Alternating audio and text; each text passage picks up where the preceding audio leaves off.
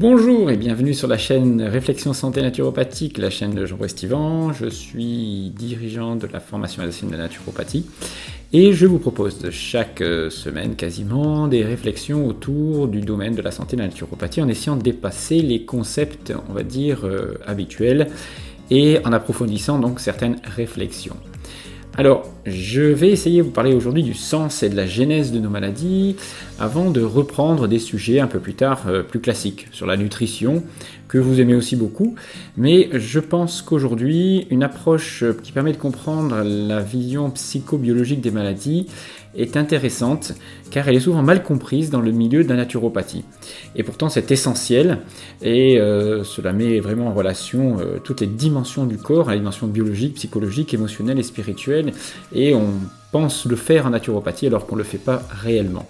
Alors le fond du sujet est toujours le réductionnisme, et de croire que seul le terrain ou notre hygiène de vie est responsable de nos maladies et de notre niveau de santé. On va essayer donc de sortir de cette vision du corps qui doit toujours plus fort pour faire face à la maladie, où justement celle-ci est perçue comme un ennemi à combattre. Nous allons voir comment nos symptômes, au contraire, nous permettent de nous adapter, quel est le message profond en fait de nos maladies.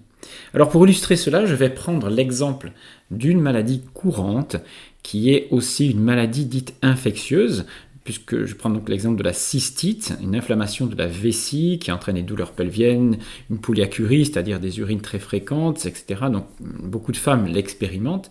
J'ai déjà survolé ce sujet, mais ici je voudrais l'aborder pour que vous compreniez parfaitement comment et pourquoi notre corps crée nos maladies afin de nous aider à dépasser certaines situations ingérables. Bienvenue donc dans la révolution de la psychobiologie. Vous allez apprendre qu'une maladie aujourd'hui est tout sauf un dérèglement, une fatigue ou une baisse de l'immunité. Vous allez comprendre qu'elle est au contraire une solution d'adaptation chargée de sens, un sens que je vous invite donc à découvrir aujourd'hui. Alors que vous soyez atteint ou pas de cystite régulièrement, ce podcast concerne tout le monde. Même si on parle de la cystite, à travers elle, on va parler de toutes nos maladies. Alors on va comparer d'abord l'approche allopathique, naturopathique et montrer les incohérences ou les manques de ces approches pour comprendre l'essence de nos maladies. D'abord, posons-nous les bonnes questions. Pourquoi moi je ne crois plus en la théorie allopathique, ni même dans la théorie naturopathique des causes de la cystite? Il suffit de se poser des questions comme pourquoi 90% des cystites sont-elles féminines? Même si vous verrez que l'allopathie a une réponse, elle n'est pas satisfaisante. Si c'est une maladie infectieuse causée par des microbes, pourquoi il existe des cystites qui ne présentent aucune présence microbienne? On peut avoir d'ailleurs mal, des douleurs d'inflammation sans présence microbienne.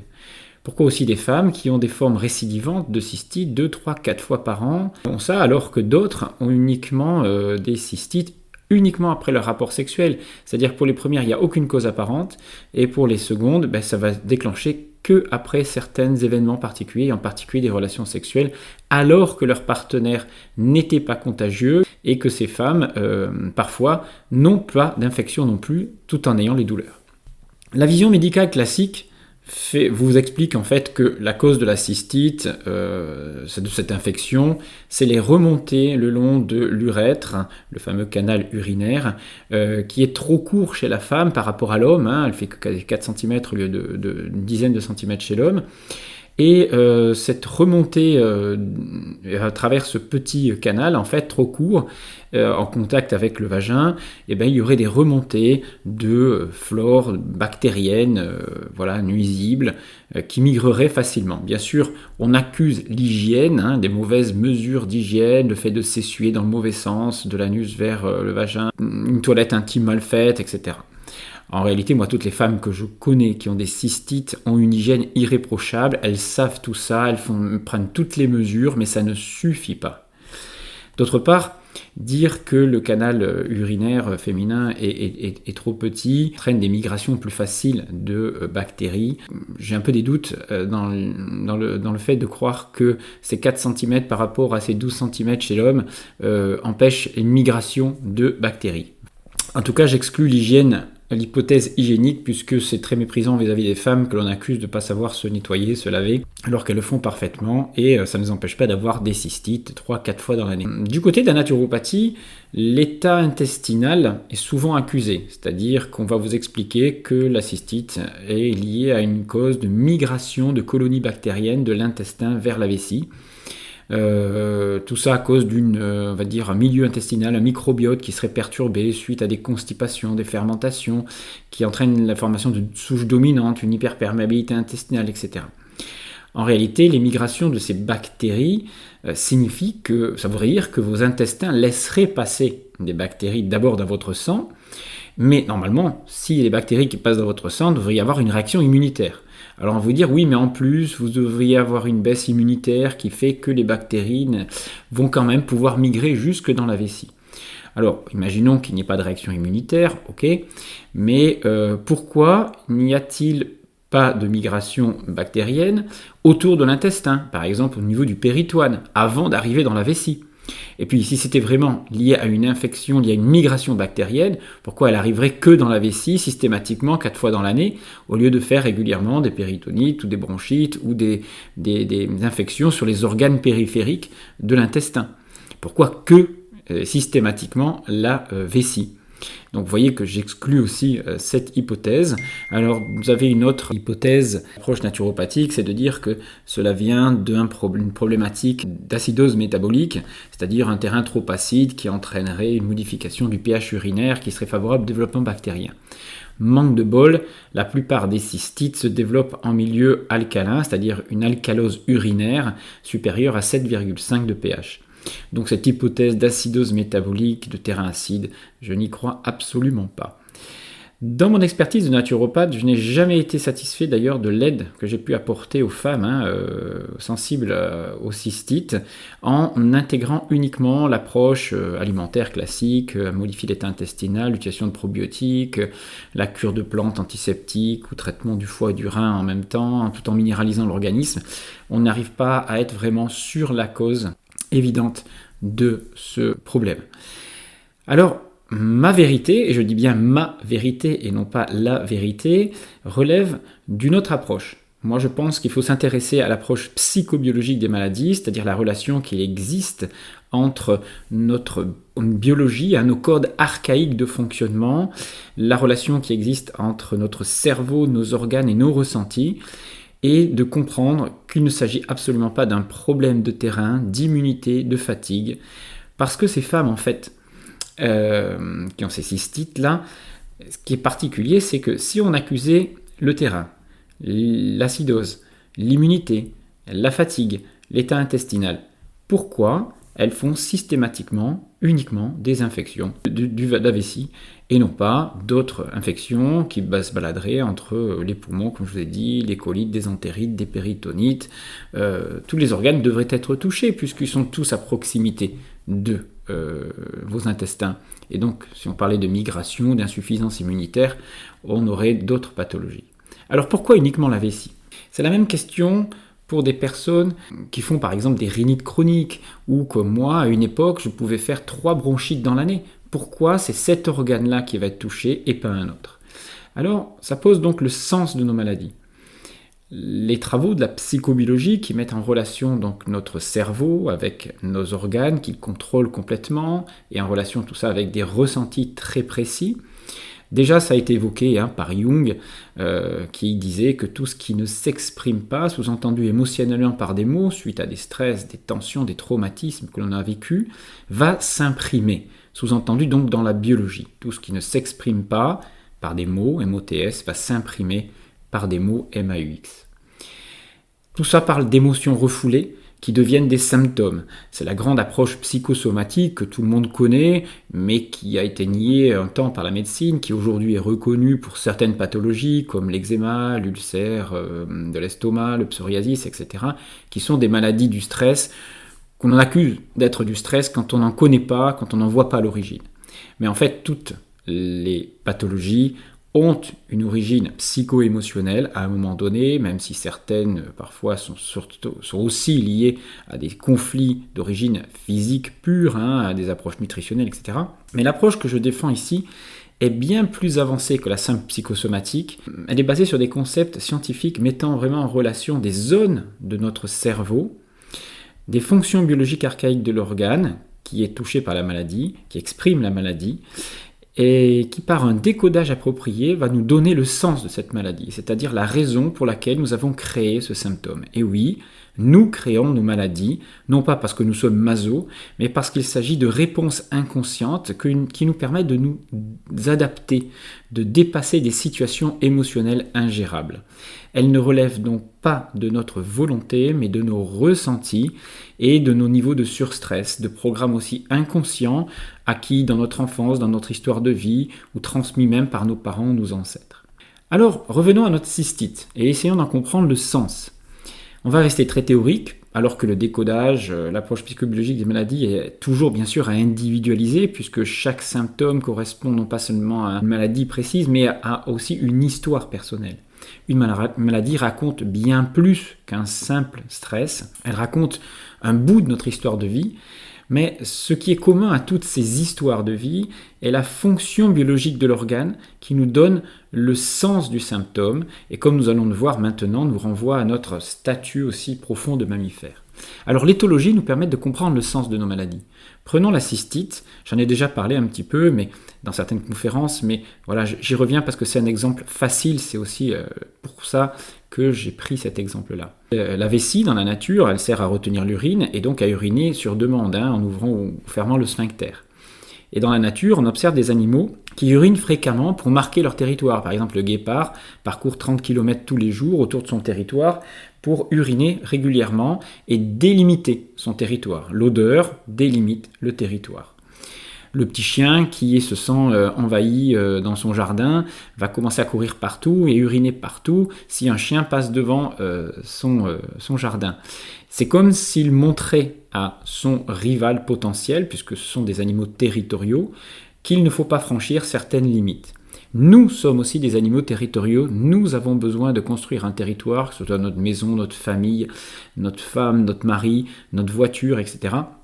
Nous avons besoin de posséder pour exister. Et c'est un programme archaïque, biologique, de fonctionnement qui existe depuis toujours. La plupart des mammifères, pratiquement tous, sont des êtres territoriaux.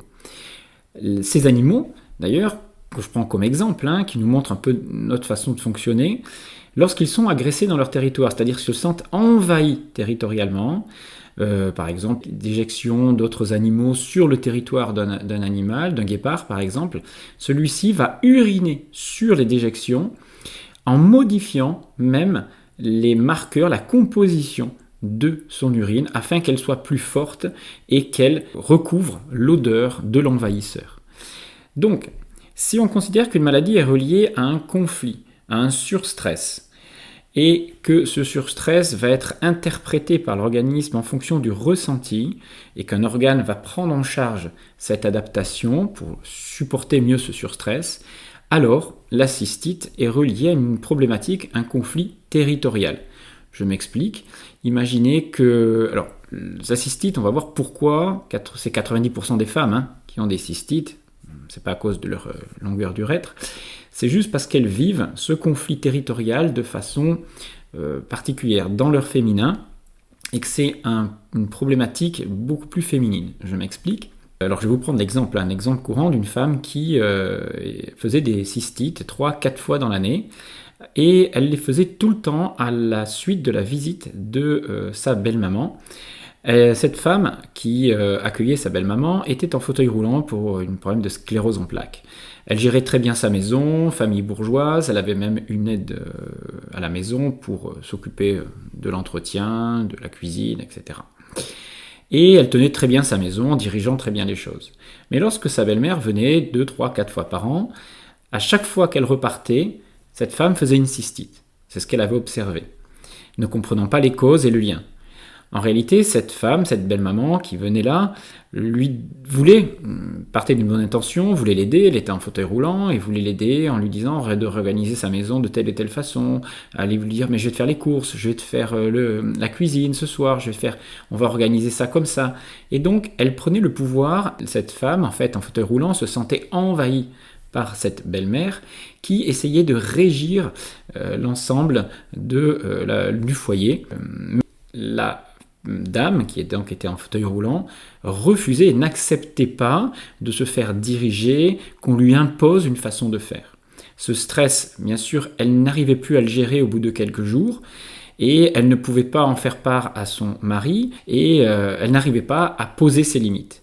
Donc, lorsque vous n'arrivez pas, dans un surstress, à régler une situation particulière dans votre vie, par votre intellect, par vos paroles, eh bien, votre corps va le faire à votre place en utilisant une réponse qui correspond dans la nature à une adaptation parfaite à ce ressenti-là. Je me sens envahi dans mon territoire, le cerveau va rechercher une réponse archaïque.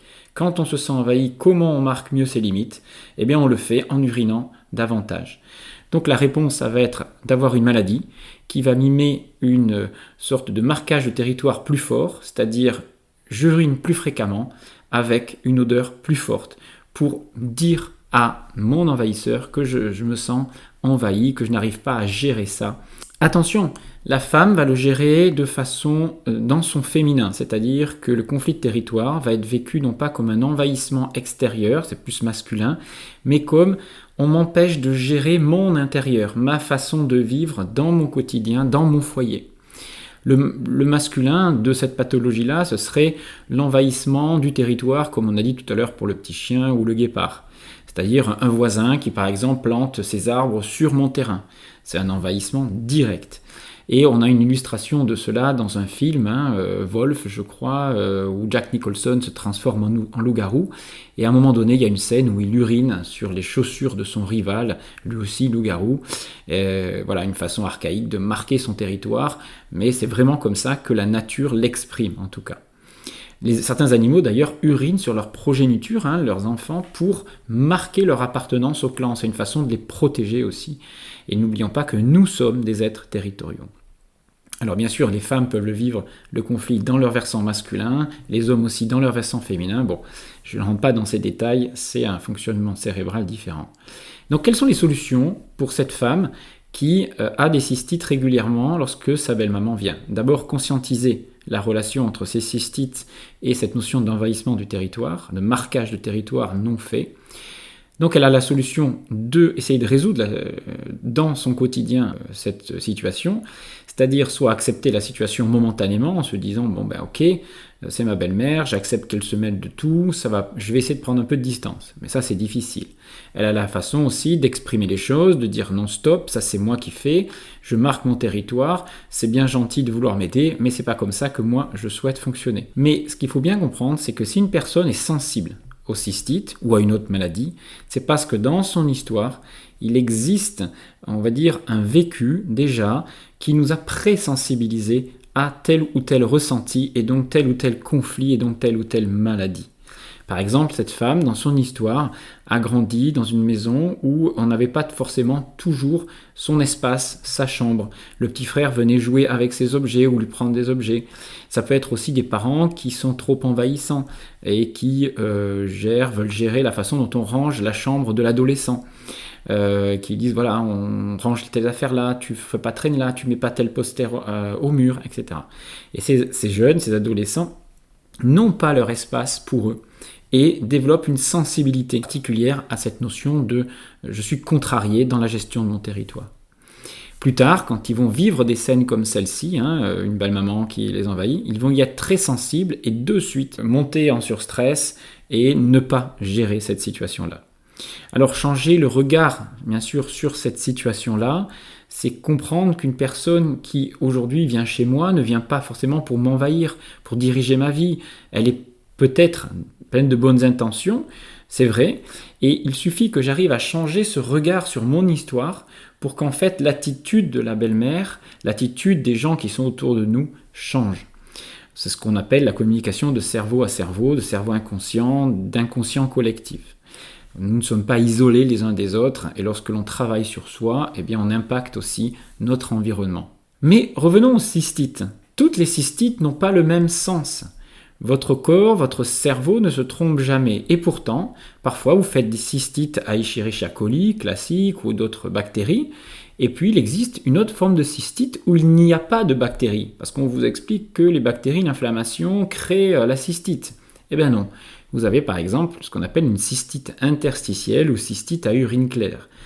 Là, il n'y a pas de présence de microbes, c'est-à-dire qu'on fait un UCBU, un examen, et on s'aperçoit que c'est vierge de microbes. Il n'y a donc pas d'infection urinaire à proprement parler, il n'y a donc pas de conflit de marquage de territoire à proprement parler. Mais dans cette situation-là, on a quand même l'idée qu'il y a de l'inflammation dans l'urine. C'est-à-dire, parce qu'il y a effectivement la douleur, il y a polyacurie, c'est comme si le corps mimait l'action de mettre du feu, de l'inflammation, dans l'eau, dans l'urine. C'est symboliquement mettre du masculin dans le féminin.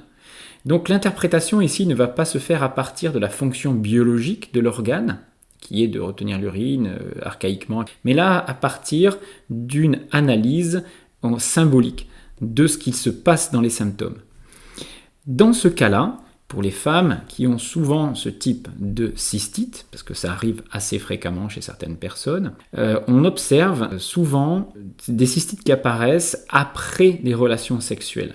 Pourtant, le partenaire n'avait pas de problème d'hygiène, n'avait pas de cystite, n'avait pas d'infection particulière, et de toute façon, ce sont des cystites qui parfois n'ont pas de réponse microbienne, il n'y a pas de présence du microbe. Donc là, l'interprétation, c'est je mets du masculin dans le féminin. Alors comment ça peut être interprété ? Eh bien, pour beaucoup de femmes qui ont ces rapports sexuels et qui derrière s'aperçoivent que l'homme ne s'intéresse pas beaucoup à elles, et s'en va, les utilise pour avoir une relation sexuelle et puis les laisse tomber, dans le ressenti, ces femmes ressentent il m'utilise, il a une relation sexuelle avec moi, puis il me jette, alors que j'aimerais avoir un homme pour moi. Je suis prêt à lui donner mon corps, mais il me traite comme une étrangère, il n'y a pas d'intimité. Ce sont les femmes qui pensent qu'elles peuvent retenir l'homme par le sexe, mais elles se dévalorisent de ne pas y arriver. Mais attention, ça c'est certains cas, mais ça ne se trouve pas dans tous les cas de cystite à urine claire ou même cystite infectieuse. Ça arrive aussi. Mais vous avez parfois simplement des personnes qui, dans leur histoire, ont une complication, on va dire un stress, un conflit, mettant en relation le masculin et le féminin. Donc ça peut être interprété de la façon suivante, ça peut être des disputes entre le père et la mère, puisque le feu c'est le père, l'eau c'est la mère dans la symbolique. Donc est-ce que, enfant, j'ai vu mes parents se disputer ? Est-ce que j'ai vu ma mère peur de perdre son homme, etc. Voilà ce que je voulais un petit peu vous dire pour vous montrer qu'on peut aller plus loin qu'une simple analyse simpliste en disant voilà c'est l'infection liée à des bactéries, c'est mon intestin, c'est simplement la mauvaise hygiène. On ne peut se contenter d'être réductionniste quand on analyse les maladies et quand on essaie d'en comprendre vraiment les causes profondes. Si cet exemple de décodage vous parle, je vous invite à mettre vos remarques, vos commentaires sur votre histoire, sur vos cystites. Et si mon travail vous plaît, si vous souhaitez surtout aller plus loin pour vous dans la compréhension des maladies, profitez-en. C'est l'année où je propose un séminaire de base sur le décodage psychobiologique des maladies, la psychogénéalogie des maladies, etc. Ça aura lieu le 19 et 20 novembre prochain. Et la deuxième partie 10 et 11 décembre. Et vous verrez que vous pourrez changer votre regard sur la maladie et votre histoire de vie. Ces stages, vous les retrouvez sur alsacenaturo.com. Vous pouvez les faire donc en Skype, si vous êtes partout dans le monde où vous pouvez parler français, il suffit de me contacter. Vous regardez sur le site alsacenaturo.com, vous aurez bien d'autres formations qui peuvent vous intéresser. Vous pouvez les faire ponctuellement, elles sont ouvertes à tous. S'il y a un sujet qui vous intéresse, vous pouvez les prendre à part. Bien sûr, je propose des cursus complets, mais j'ouvre mes formations à toutes les personnes intéressées. Je fais des formations sur l'immunité cette année aussi, et puis des grands stages d'immersion pendant 3 jours, par exemple sur le mode de vie ancestral, paléo, cétogène, primal diète, mouvement naturel, earthing, un très beau stage qui aura lieu au mois de mai, j'en reparlerai, et puis d'autres formations que je vous invite à découvrir sur ce site, donc alsacenaturo.com. Voilà, je vous souhaite bon vent à tous, prenez soin de vous car personne ne peut le faire à votre place. C'était Jean-Brice Stivan.